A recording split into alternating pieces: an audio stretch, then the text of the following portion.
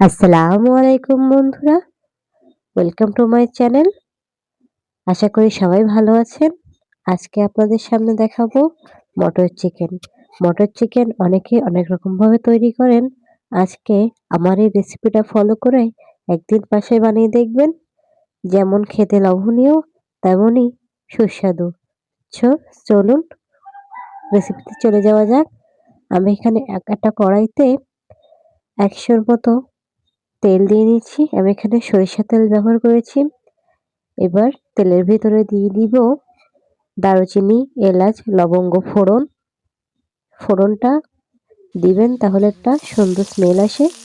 এবার দিয়ে দিব কোচানো পেঁয়াজ। আমি এখানে ৪টা মিডিয়াম সাইজের পেঁয়াজ নিয়েছি। বেশি পেঁয়াজ দিবেন না, তাহলে কিন্তু আমাদের মাংসের স্বাদটা পানসে হয়ে যাবে। এবার দিয়ে দিব ১ টেবিল স্পুন রসুন বাটা ও ১ টেবিল স্পুন আদা বাটা। আমাদের এখানে আদাটা একটু ভেবে দিবেন, না হলে কিন্তু মাংস থেকে গন্ধ ছাড়বে। এবার দিয়ে দিচ্ছি আমি শুকনো ঝালের বাটা এবং ওই ঝালের পানি দিয়ে একটু মাংসটাকে ভালোভাবে কষিয়ে নেব। এভাবে মশলা কষিয়ে নিলে অনেক সুন্দর হয়। এবার দিয়ে দিব ছাড়িয়ে রাখা মটর। আপনার মটরটা কম বেশি করে দিয়ে দিতে পারেন।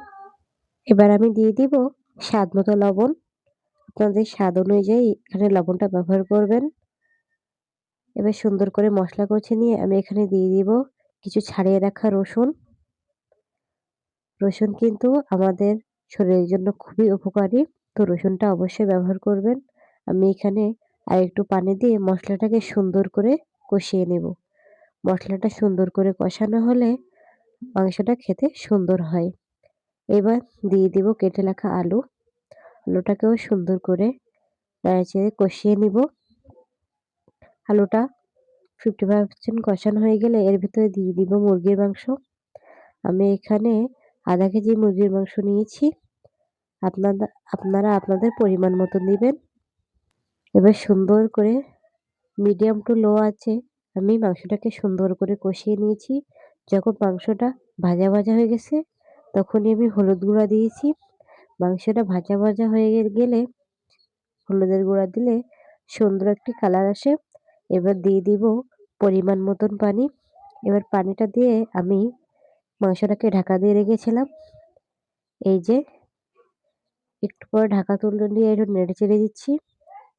সুন্দর করে নেড়েচেড়ে নিয়ে এই যে মাংসটা নামিয়ে নিলে আমার রেডি মটর চিকেন।